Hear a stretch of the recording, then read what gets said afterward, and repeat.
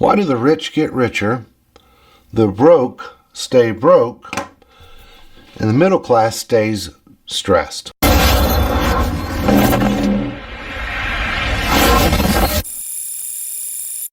This is all about expenses, liabilities, and assets. You see, broke people, and when I say broke people, I don't mean the poor, I don't mean the destitute, and I'm not trying to demean any segment of the population. Lord knows I've been broke, but broke people live paycheck to paycheck. What comes in goes out. And broke people buy stuff. And they buy cheap stuff. And they buy lots of cheap stuff and they justify it as it's cheap. But before you know it, they got a house full of cheap stuff. Whereas the middle class, decent incomes, six-figure incomes, but they buy liabilities. They buy boats and cars and houses and credit card debt. And they justify this by, hey, we make a good income, we can afford the payments on all this stuff. But they're buying liabilities. For example, they make, let's say, 10 grand a month. That's pretty good. Half of it goes to living expenses.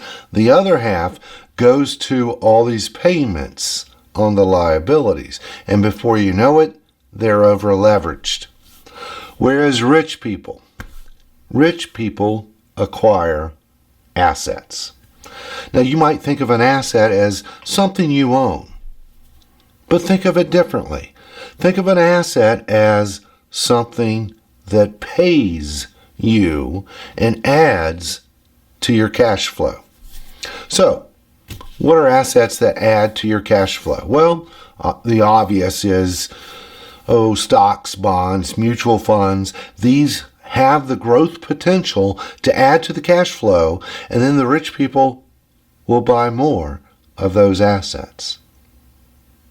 Or how about this? Rental properties that add to the cash flow, that's called passive income. Wait a minute, here's an idea.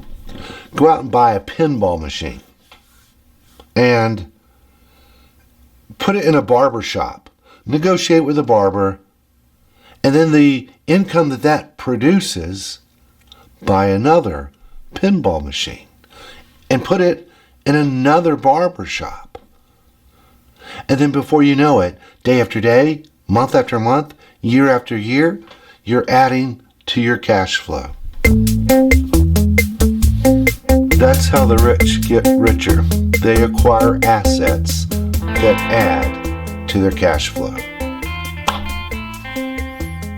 I didn't come up with that idea about the pinball machine.